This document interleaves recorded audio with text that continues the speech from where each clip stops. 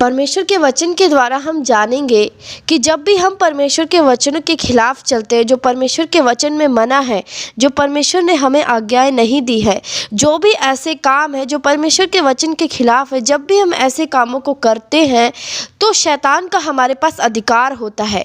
शैतान का अधिकार होता है कि जब भी आप वचन को तोड़ते हो तो शैतान आपके जीवन में काम कर सकता है।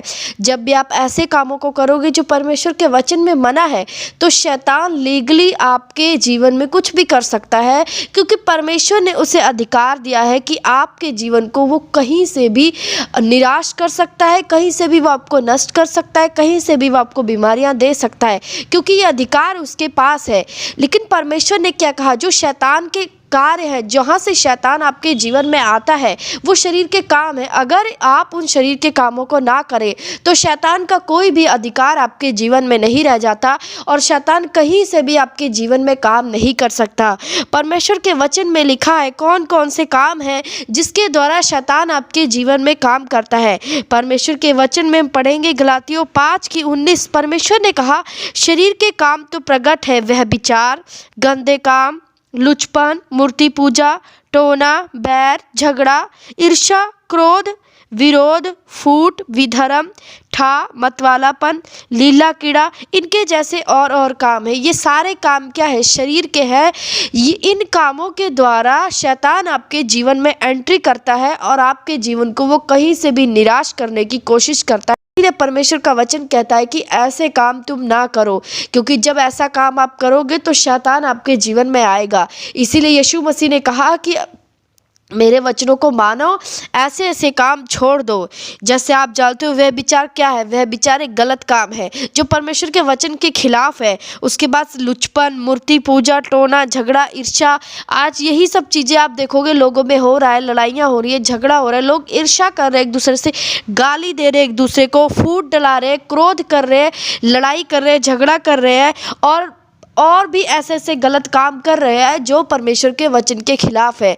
तो याद रखो, शैतान का आपके जीवन लीगली अधिकार है कि वो आपके जीवन में आकर आपके जीवन को कहीं से भी वो निराश कर सकता है, कहीं से भी वो आपको बीमारियां दे सकता है, कहीं से भी आपके जीवन में वो ट्रबल ला सकता है, कुछ भी आपके जीवन की वो चीज़ें रोक सकता है। वो आपकी फाइनेंशियल ब्लेसिंग को रोक सकता है, वो आपकी मैरिज ना होने के लिए रोक सकता है, वो आपकी और तकलीफें बढ़ा सकता है, वो आपको सफल ना होने देने के लिए रोक सकता है। और उसके पास ये अधिकार है क्योंकि आपने शरीर के उस कामों को किया है जो शैतान चाहता है, क्योंकि शैतान का ये खाना है। अगर आप शैतान का खाना है आपके पाप। जब आप पाप करते हो तो शैतान वहाँ आ सकता है, परमेश्वर ने उसे अधिकार दिया है। पर जब आप ऐसा कोई गलत काम नहीं करते जो परमेश्वर के वचन में मना है तो शैतान का कोई भी अधिकार आपके जीवन में नहीं होता है।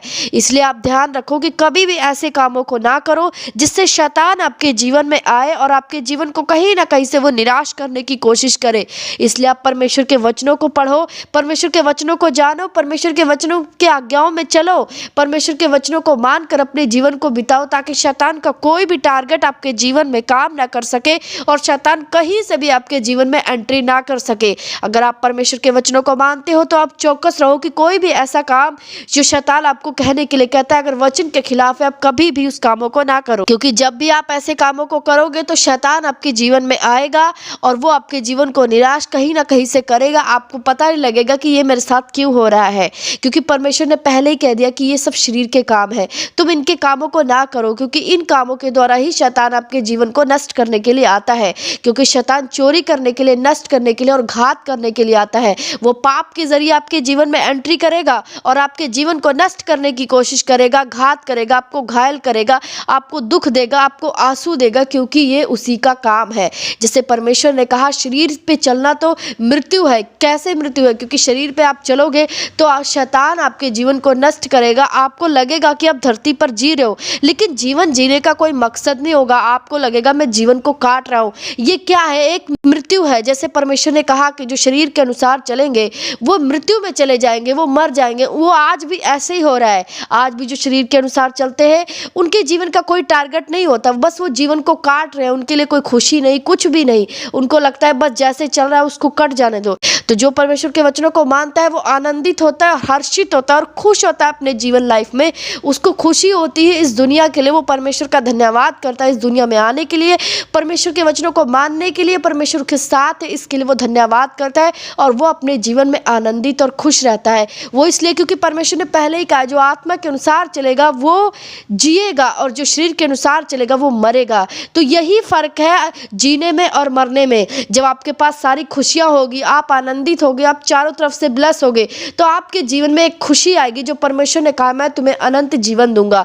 पर जब आप शरीर के अनुसार चलोगे तो ये सारे काम आपके जीवन में अगर होंगे तो शैतान आपके जीवन को नर्क की तरह धरती पर बना देगा और आपको लगेगा मैं अपने जीवन को काट रहा हूँ, मेरी जिंदगी एक मुर्दा है, बस ये चल रही है, मैं पूरी तरह मर चुका हूँ।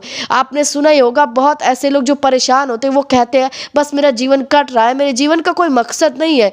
वो मर चुके हैं, एक्चुअली उनका मन वो एक्चुअली मर चुके हैं और इसलिए उनको इस धरती पर जीने में कोई भी शांति नहीं मिल रही है, क्योंकि वो शरीर के अनुसार चलते हैं और परमेश्वर ने पहले ही कहा जो शरीर के अनुसार चलेगा वो मर जाएगा और जो अनंत जीवन के अनुसार चलेगा वो जिएगा, वो खुशी से जिएगा।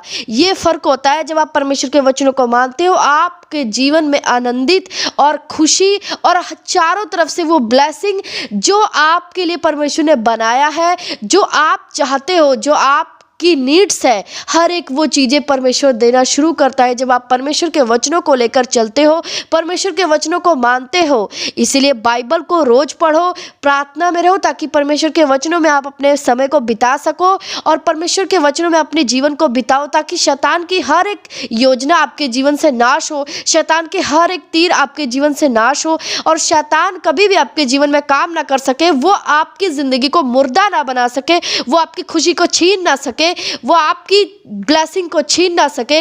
इसलिए आपको बाइबल पढ़ना और प्रार्थना करना बहुत जरूरी है।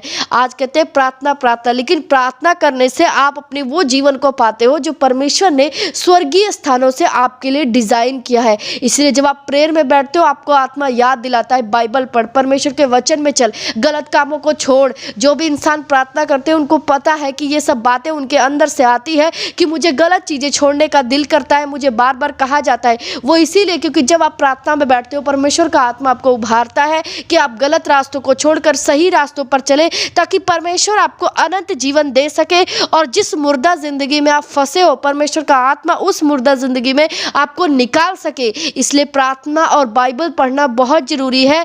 अगर ये चीजें आपके जीवन का हिस्सा नहीं है तो आप इस धरती पर रहकर भी आप इस धरती की ब्लेसिंग को ले नहीं सकते जो परमेश्वर ने स्वर्गीय स्थानों में आपके लिए डिजाइन की है।